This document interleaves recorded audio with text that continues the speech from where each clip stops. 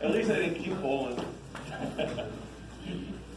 Neighborhood councils are absolutely can have more say and more power within CD-12 as a whole. Right now, each of the councils are independent of the other, and there's not a lot of communication going on. They act independently within their communities.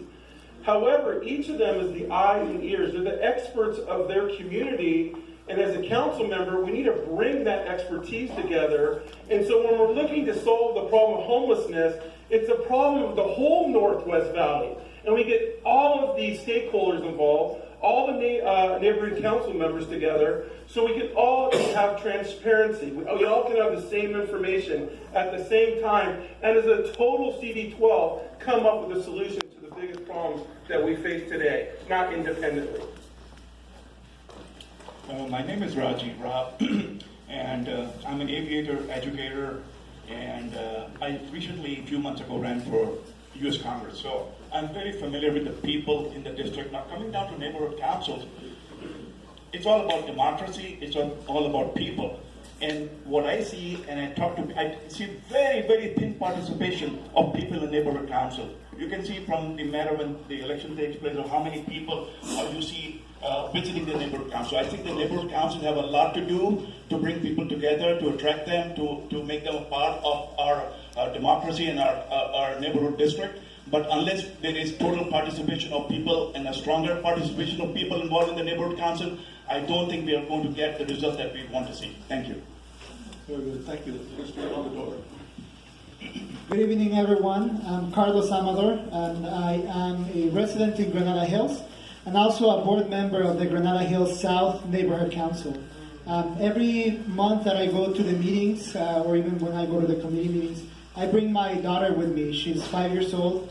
Everybody compliments me because she's so well behaved and sits through the meeting, etc. But she is the anomaly. She's not the norm. Very few people are able to come out to the neighborhood councils because it's during dinner time, it's during homework time. So I want to make it easier in the sense of making it more participatory and accessible for working families to make sure that they're able to come with their daughters or their children for them also to participate. I think that's one of the things that my daughter is also learning. She figures out whether it's in a library or in a hall whenever we're meeting. And I want to make sure that we're bringing that. I also want to make sure that we're giving more trainings to advocacy to make sure that they are empowered and have the tools. Thank you. Mr. Abrams? Yes, good evening. I'm Scott Abrams, and as an old high school civics teacher, I would tell my students that it's so important in our democracy to participate. And so I thank the neighborhood council members for stepping up and doing just that. As council member, I'll personally attend meetings, not just send my staff.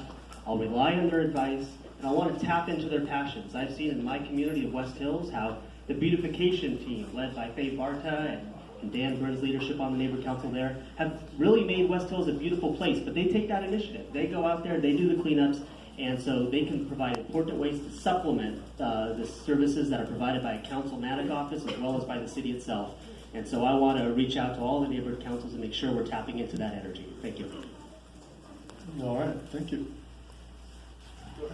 Good evening, this is Annie Cho. I like being back at Castle Bay. This is where my children went to school, and I remember dropping them off and picking them up. It just seems like yesterday, but they're all grown now. My idea of empowering neighborhood councils is to make sure that we continue to have grassroots participation. It's so important. The whole notion of having neighborhood councils is to actually have representatives from the neighborhood. And I want to increase that dialogue by including representatives of various neighborhood councils within CD-12 to not only get together with themselves, but also to expand that with neighboring districts.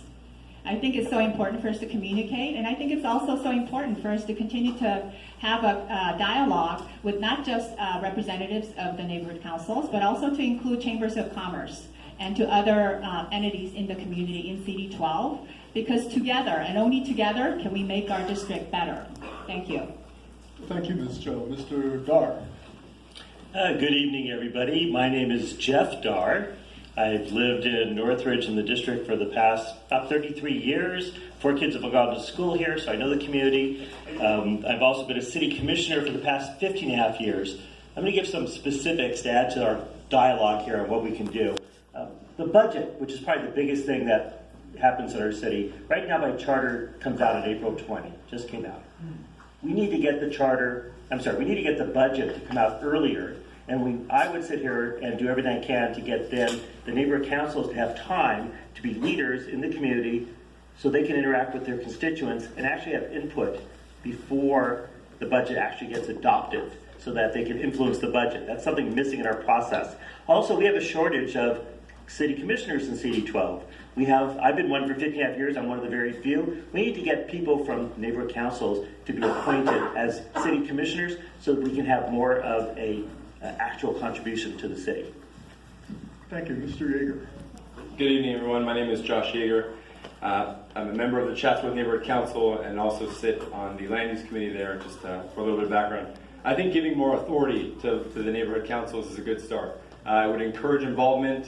It would allow the neighborhood councils to be more reflective of the communities. Democracy is a beautiful thing. So encouraging more people, giving them more authority. I'll be the first to tell you, and it might be obvious, I don't live everywhere in the district. I reside in Chatsworth. Those who are experts in Northridge and in Granada Hills, those who take initiative and step up and run for neighborhood council, they should have just as much say as what happens in their community as anybody else. All right, thank you. Ms. Maloyan. Hello everyone, I'm Stella Maloyan. I've been a resident at District 12 for the past 40 years, 10 years in Chatsworth and 30 years in Porter Ranch. The question was how to empower neighborhood council. Empowerment comes in various ways. The real power is where and how we can use advocacy at city council level and how the neighborhood council members can sort of impact the decision making.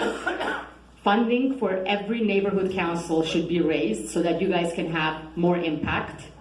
I also feel that we all know real power lies within the few committees within city council that make decisions.